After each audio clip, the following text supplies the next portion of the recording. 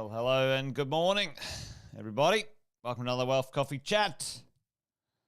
Marvellous Monday. I hope you're well, wherever you are.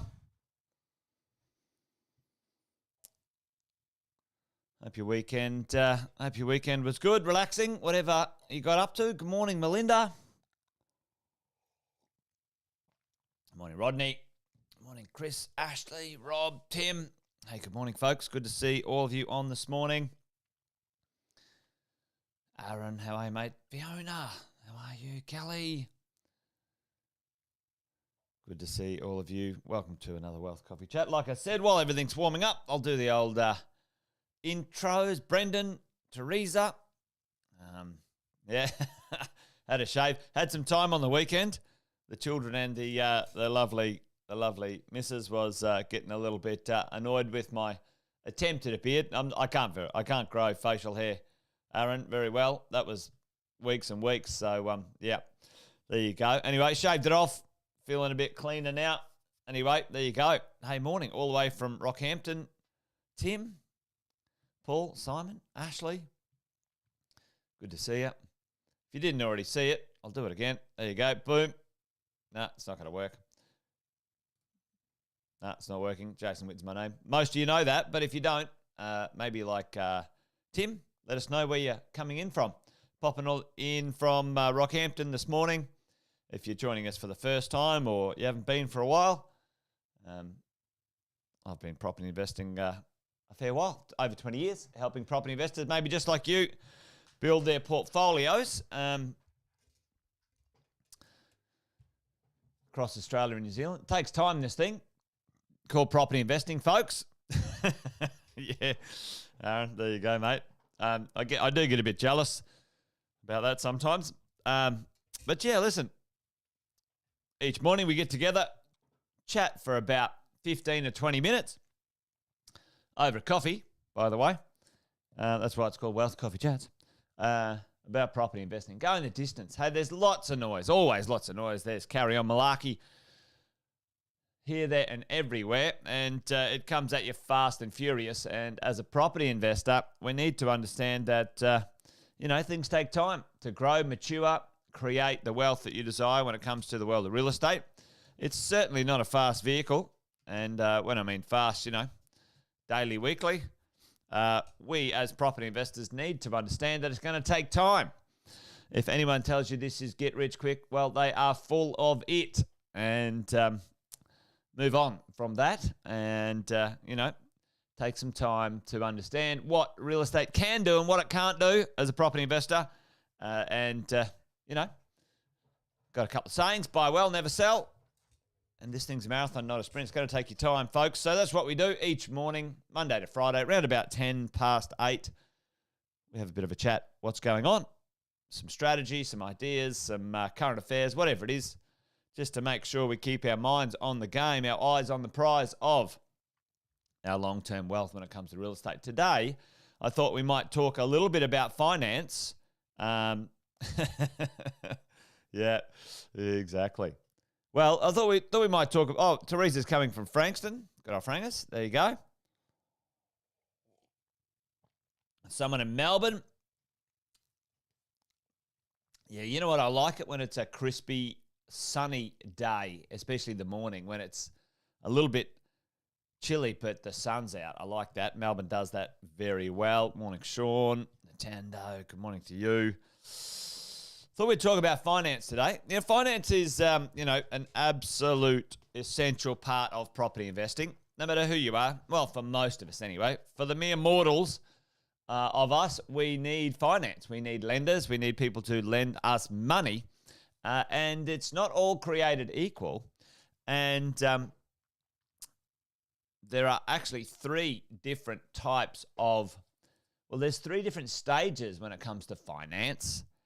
And for us as investors, we need to understand, that not only are there stages of investing, but there's stages of finance too. And if we mess those stages up, sometimes it can do us a disservice. It can hold us back from building our property portfolio. So that's what I thought we would talk about today, team, folks.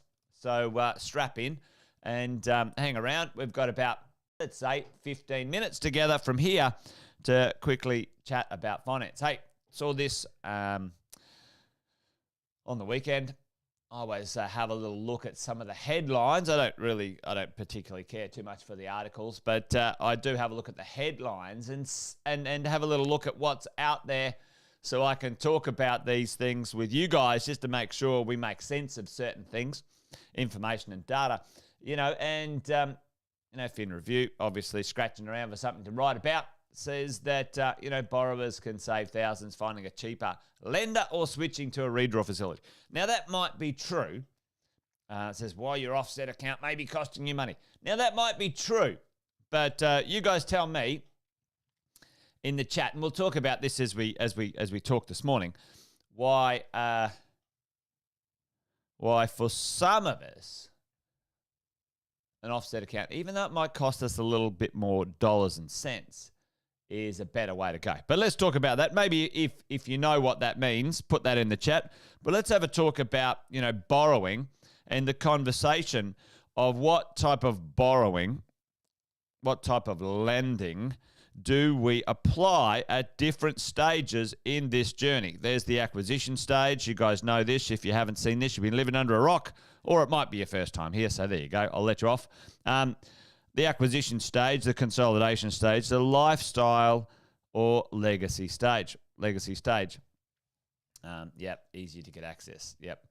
There you go. So, for me, for you as a property investor, we need to understand the number one thing for our dollars and cents, our money, and our ability to borrow and buy real estate we need to have control. We need to have access, all right? So in the early days, in the acquisition, this is when you're buying your properties, buying. Now you're adding properties to your portfolio. That's a pretty wonky looking property. There's certain behaviors in here that we will entertain. What are they? Let's talk about these. Let's talk about them. Number one, we might borrow, let's call this at 89%, higher loan-to-value ratios. Who's heard of the idea or the conversation from the lenders and the banks? Borrow at 80% because you might have to pay, what is it? Lender's Mortgage Insurance, LMI. Now, LMI is perfectly fine when you understand its value, especially in the acquisition phase of growing your portfolio.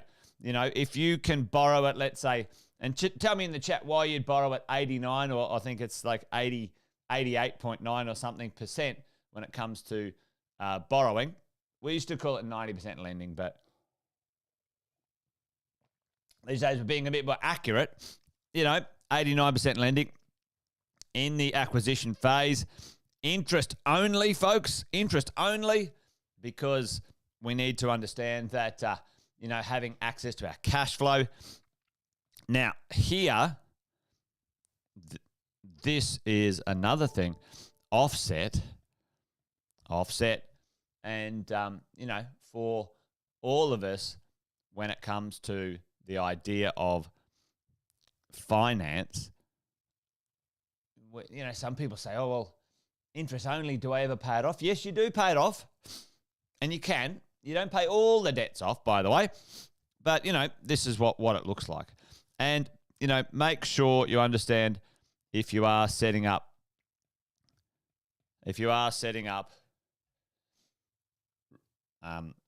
loans against existing property, especially your Prince Place of residence, you can use splits, different loans at different stages with your lending. That makes things easier for tax deductions. Okay, so there's 5 main things at the acquisition stage, team. Pay LMI, if that gets you that extra property. Interest only saves money in your pocket, real cash flow. Interest only, then you put the money in the offset account. And, splits on loans so you can track them to make them more tax deductible. Now, for all of us here, this is pretty important to understand, because if we want to continue to purchase our properties, having access to our dollars and cents needs to be driven by putting all of our dollars, all of our money into our offset account. And you guys might have seen this before. You know, you've got a principal place of residence, you've got an offset account, offset. And what goes in there? Well, your wages go in there, your rents go in there, your tax deductions go in there. What else goes in there? Anything, any dollars, any money that you receive, that you get from anywhere in your life, goes into your offset account. Why do we put every single cent we have in our offset account in those early days? And often it's useful. You know what happens? You know, some small business owners, you know, hold their trading cash in their offset account, trading cash in there. Tell me, what is good? What happens? Why do we put as much money as we can in our offset account? You know, when is the interest calculated, folks? Tell me, how is interest calculated when it comes to lending? Hey, good morning, David.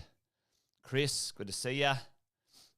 You know, how is interest calculated? Is it calculated monthly, fortnightly, weekly? No. Yep, it offsets in the mortgage, yep, and it's calculated daily, folks. Daily. So every cent,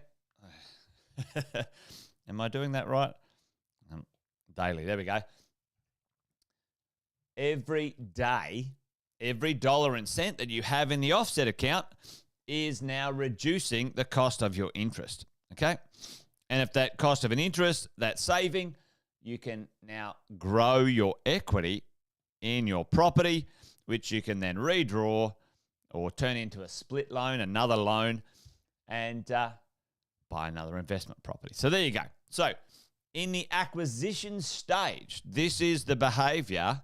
This is the acquisition lending behavior, okay? This is the stuff that we need to do. Now, over here, if we are looking, and I forgot something very important over here. Tell me. Number 6. What did I forget? Probably one of the most important. You have different lenders, different banks. You'll have 4, 5, 6 different lenders, folks, in the acquisition phase. All right, different lenders. You don't stick with one. Why don't you stick with one lender in the acquisition phase? Tell me that in the chat. Okay, tell me why. Why don't you just go, oh, one lender, that's easy? Because that's what a lot of people do. They say, oh, it's easy to stick with one. What happens when you just stick with one lender? All right, they hold you back as they get more exposure to your financial situation and position. Excuse me. That lender reduces the amount of money that they will lend you, that they want to lend you, folks. Yep. Risk or monies clause, cross securitization. They over the whole portfolio. They tend to reduce your loan to value ratio as we go. All right, here we go. So in consolidation, they control your money. That is right. They control everything, Sean, as we go. So in the consolidation phase, this is where we might start to, over here, this is in the consolidation phase, we might start to do things like this. We want to keep our lending under 80%. What's one of the main reasons we want to keep our lending under 80% in the consolidation phase as we get, yep, there you go, Paul. Yep. And one of the main reasons at consolidation phase is that when you, for many of us, if we're borrowing under 80%, we can have, it's much cheaper lending. So you can get lower interest rates, you can get better conditions, you can have better loans, and you can actually get often, depending on the loan to value ratio, LVR a bit lower, okay? At under 80%, you can get what's called desktop or drive-by valuations and often lending is easier. It's more tick and flick lending when it comes to you and your portfolio, okay? So consolidation, the lending gets a little bit easier. We would look to have debt reduction. Debt reduction, okay? In this phase, sometimes people kick it over from interest only to principal and interest. If you have finished the purchasing of your properties, okay? You may get a better interest rate on principal and interest. You then contribute towards debt reduction, okay? Depending on your cash flow, depending on what you're up to when it comes to this type of borrowing and lending, okay? Now, for many of us, we want sort of our property values to do that, and we want our debts eventually over time, over a 20 to 30-year period. Obviously, we want our debts to go down, and this is where we are, becoming on paper at the very least reasonably wealthy, right? So what happens now? What's the biggest issue down this end of town? We want to have access to our equity, folks. Access to our equity. Now, this consolidation phase for some of us becomes a challenge when we get our equity stuck. Anyone know anyone with stuck equity? Anyone know anyone with stuck equity? Are you on the call today, on the live today, and your equity stuck? We've got a significant amount of wealth. Have a look at, our property values have grown. We've got millions of dollars, millions. Anyone have their equity stuck? Your property values, Bob, so what happens is your property values grow faster, significant, and it's a good problem to have, but it is a pain in the bottom, that you can't have access to your lending, okay? You can't have access to your equity, and it's really annoying. All right, so this is where over here we might think about different types of lending. Now, this is kind of like wash your mouth out, Jason, type of lending.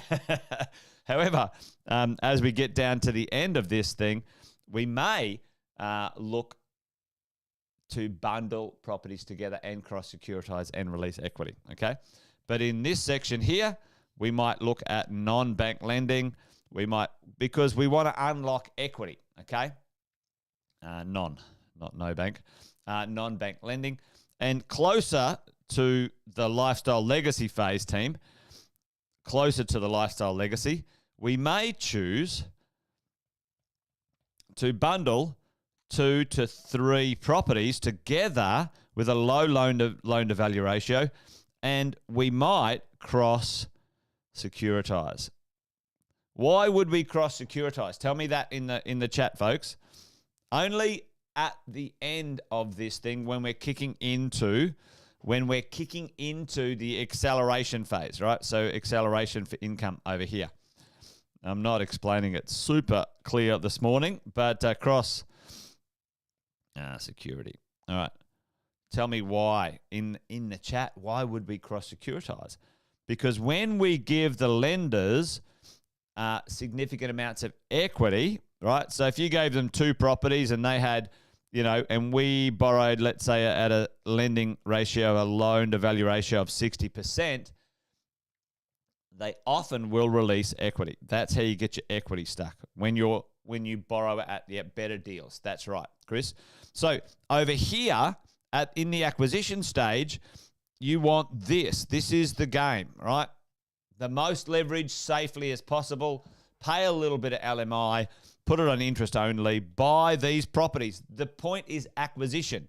Accumulate more real estate. Then closer to the end, like Allison's saying here, of your acquisition phase, you owe less. The properties are worth more. There's less risk for the lender. So they will entertain releasing some funds for you to turn into the acceleration, okay, as we go. Now, the third phase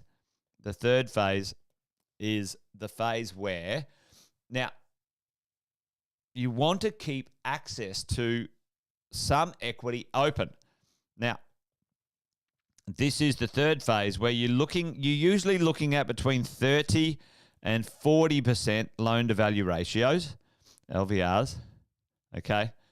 And you want to keep, that's a terrible color, isn't it? You want to keep these loans open. You want to keep your debts open.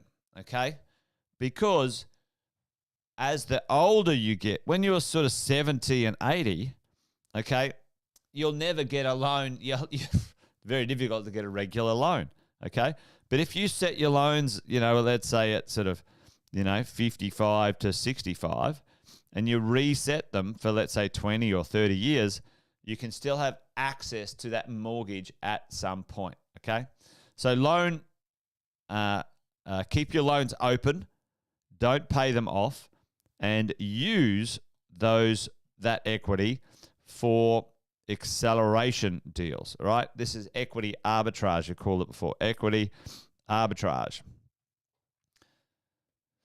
I sound a bit nasally at the moment. It was really windy here on the weekend, and there's so much pollen in the air affecting my sinuses.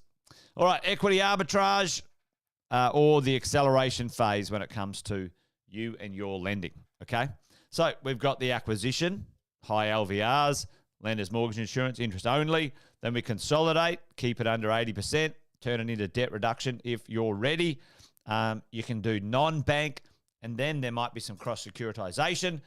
Third phase, low LVRs. Keep your loans open and use that equity for acceleration and, equity arbitrage activity as we go along. There you go. Hopefully that makes sense. Excuse me. Hopefully that makes sense, folks, when it comes to you and your borrowing, because for all of us, as we go along, let's go back to that article for a second. Yep, you might save a couple of bucks for your redraw facility. However, in redraw, like Alison said, I think it was Alison or Sharon said, when you have a redraw compared to an offset, you have to ask for that money back, okay? That's why we don't do principal and interest at the start of a loan, folks. When you pay off principal at the start of a loan, you're giving the money back to the bank. You don't have control of it. If you need access to that money quick, then we need to make sure we put it in the offset account. All right, there you go. Wealth Coffee Chat done and dusted, folks. We got mentoring tonight. Make sure you come along. Sam's doing a really good, awesome prezzo about the concept of profit linked to good designed property. Especially in times like these where you've got a little bit of uncertainty in the marketplace. Very, very, very interesting. Extra value when it comes to designed property property designed very well compared to property not designed well at all. So there you go. Come along tonight, and there's a bunch of other really awesome stuff we're going to cover as well. So there you go. It is 7. You should have got an email or a link in the mentoring program. Team, make sure. Awesome. Joining for the first mentoring session tonight. Great to have you here. Thanks. That's awesome. There you go. You'll receive an email if you're in our mentoring program, Doug. You'll get the communique either via email or text. There you go. Awesome. And if you're not in our mentoring program, Doug, you should be. All right, folks. Thanks for joining me. See you tonight. Be awesome. Be well. Bye for now. Join me tomorrow for another one. Adios.